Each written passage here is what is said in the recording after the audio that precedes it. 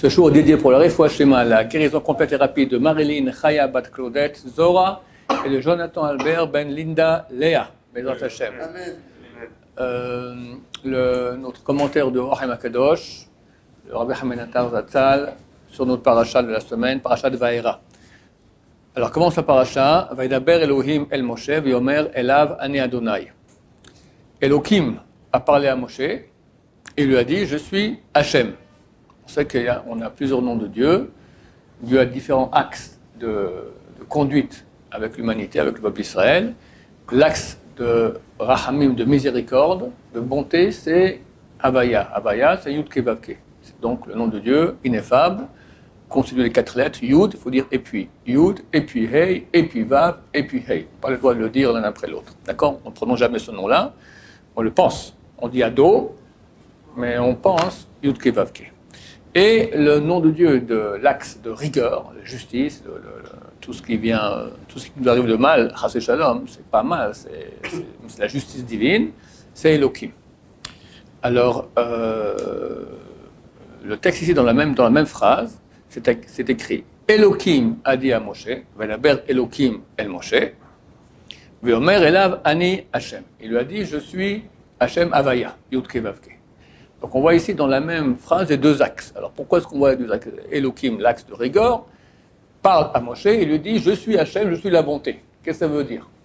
Alors le Rav donne 4 explications, même plus, en tout cas moi j'en ai retenu 4 explications à ce propos. La première, c'est que c'est connu, une Gemara dans Baba Kama qui dit que lorsqu'un feu touche un champ, il brûle et les ronces et les graines, le bien et le mal. C'est-à-dire quand il y a un décret qui vient sur une nation ou une ville, alors l'ange du mal qui vient faire cela, il ne fait pas la différence entre les tzadikim et les rechaïm, entre les gens bien, les impies et les justes. C'est pour ça qu'il y a du sang à leur porte. Alors là, il a dit, avant le sang, plus que le sang, alors là, il a dit à Moshe, là, ça ne va pas être comme ça. C'est vrai que c'est vrai que maintenant c'est Elohim qui parle, donc je vais maintenant, on va commencer ici les 10 plaies, d'accord, de notre paracha. Je vais amener les plaies sur les Égyptiens, et donc ça va être la tribu de rigueur Elohim qui va agir, mais, contrairement à l'habitude, il y aura aussi ici, je suis Hachem, je suis la tribu de bonté qui va sauver les Juifs, bien qu'ils soient mélangés. Alors comme tu as dit, non seulement la plaie des premiers-ministres, c'est pas tout à fait comme tu as dit qu'on a mis ça sur la porte, parce que c'est marqué que les Égyptiens savaient, alors ils ont dit aux copains juifs, moi j'étais sympa, lui il s'appelait à mon beau-fils, il a dit, allez, sois sympa, tu mets ton fils chez toi à la maison. Non, pas comme ça au salon, dans le lit avec les enfants en même temps, d'accord, comme si l'ange du mal lui passe, vous serez sauvés, mon fils aussi sera sauvé. L'ange du mal est venu et boum, il a touché aussi l'Égyptien parmi eux. Mais même, par exemple, le Rav prend l'exemple de la plaie de l'obscurité. D'accord? Comment Hachem peut envoyer l'obscurité à une nation et aux Juifs, il laisse la lumière? C'est pas normal. C'est où il fait obscur, où il fait lumineux. Et là, elle fait comme ça. Comme c'est écrit, au Bnei Israël, il y avait de la lumière dans toute leur demeure. C'était obscurité pour les Égyptiens, totale, ils ne pouvaient même plus bouger un moment, et lumière totale pour les Juifs. Donc c'est pour ça qu'il y a les deux à la fois, contrairement à l'habitude que lorsque Hachem envoie la rigueur sur une nation, alors ça touche tout le monde. Deuxième explication, c'est écrit dans le traité Betsa, que les Rechaïm, les impies, ils changent l'attribut d'Hachem de miséricorde en rigueur.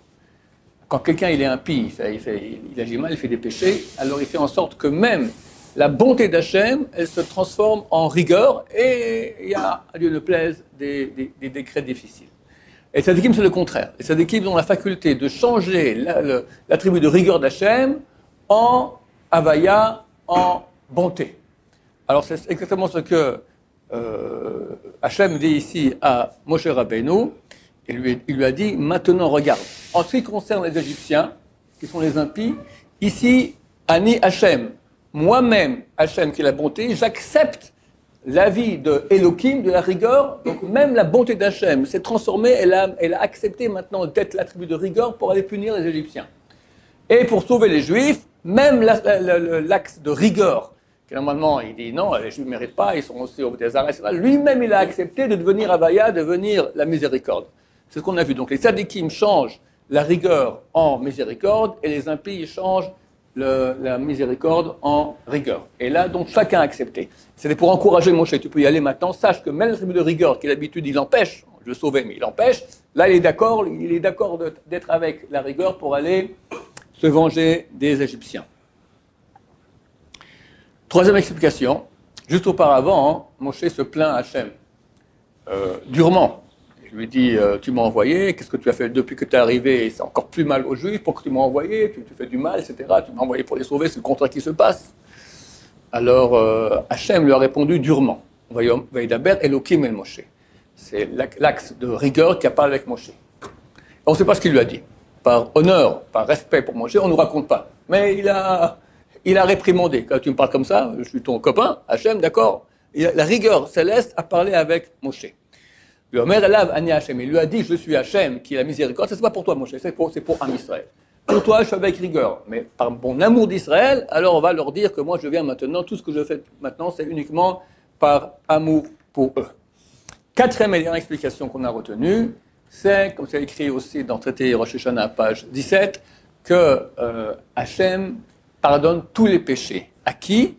À celui qui, envers al-Pesha, qui pardonne aussi les péchés. Quelqu'un t'a fait du mal, beaucoup de mal. D'après la logique, d'après la raison, d'après la justice, tu as le droit de lui rendre, il t'a fait du mal, tu lui rends. Et tu t'écrases, tu pardonnes. Alors quelqu'un qui est comme ça, Dieu aussi, à ce moment-là, il pardonne tous les péchés de la personne. C'est fantastique. On sait que le trait de caractère qui est vanté de Moshe Rabbeinu dans la Torah, c'est son humilité. On peut parler sur lui et tout ça, avec son frère et sa soeur, on parle sur lui, c'est marqué, la Torah dit, il est humble, ça ne lui fait rien. Vu qu'il est humble, bien qu'il ait parlé durement contre Hachem, et que normalement, d'après la justice, il aurait dû se faire réprimander, là, néanmoins, il a changé l'attribut d'Elohim, Vaïdaber Elohim el Moshe. C'est Elohim qui a dit à Moshe, il lui a dit, je suis Hachem, avec toi maintenant, vu que tu t'écrases tellement, tu es tellement humble, alors tu as transformé mon attribut de rigueur en attribut de miséricorde. On va juste voir un petit chidouche concernant le prochain verset. Et alors Hachem dit à Moshe, Vaïra el Avraham el Israël et Yaakov. Je me suis dévoilé à Abraham, Israël et Yaakov. Mais quel Shaddai, avec le nom de Dieu, Shin, Dalid et puis Yud, d'accord? C'est un des noms de Dieu. Ushmi Hachem lo nodati lahem. Mais mon nom Havaya, mon nom Yud Kevavke, je ne l'ai pas dévoilé, je ne me suis pas fait connaître par eux, par ce nom-là. C'est quoi ce nom? On va appeler Shakai, on ne va pas le prononcer, Shakai, et le nom Havaya. Dans le mot Shakai, le mot Dai. Dai, ça veut dire halte. Mon cher Rabbeinu se plaint, hein, tu m'as envoyé maintenant pour les sauver, mais on sait très bien que ce n'est pas encore le moment de la rédemption. Ça va être encore dans un an ou je ne sais pas quand. Pourquoi tu m'envoies maintenant déjà? Je vais parler à Pharaon. Et au contraire, maintenant, il leur fait encore plus de travail. Non seulement ils doivent construire, donc ils doivent aller chercher la paille, ils se font frapper, etc. C'est terrible. Pourquoi tu as fait ça? Alors Hachem lui dit, écoute, c'est vrai qu'Abraham, Isaac, Yaakov, je me suis dévoilé en tant que Shakai, où il y a le mot Dai. Ça veut dire que, j'aurais dit, il y aura un exil, et il y a une date fixe, Dai, halt, c'est la fin de l'exil. Mais il y a une autre notion que je n'ai pas dévoilée à eux, et je te la dévoile à toi. C'est que je suis aussi Havaya, c'est que moi, je peux entendre maintenant Bnei Israël qui crie, qui me supplie, qui m'appelle. Quand Bnei Israël prie de façon tellement grande, en suppliant Hachem d'arrêter la galoute, j'écoute et je peux arrêter la galoute beaucoup plus tôt. C'est vrai que la galoute aurait dû durer beaucoup plus longtemps, et dans ce cas-là, je t'envoie maintenant beaucoup trop tôt, et c'est pas du tout actuel, j'aurais pas dû s'envoyer, mais sache qu'en fait, ils ont prié, j'ai écouté la prière, donc je vais écourter la galoute grâce à cette prière-là. Je rajouterais que nous, on est en train de vivre aussi dans Hachem la fin de l'exil. Alors on doit se renforcer beaucoup en prière, en supplication, pour que ce soit Havaya, le nom de Dieu de miséricorde qui nous sauve et qui raccourcisse, c'est quand même pas bientôt 2000 ans qu'on est en exil, mais bon, on peut gagner encore quelques jours, semaines ou mois de souffrance en moins, c'est certainement quelque chose d'appréciable. Baruch Adonai, l'olam, amen va amen.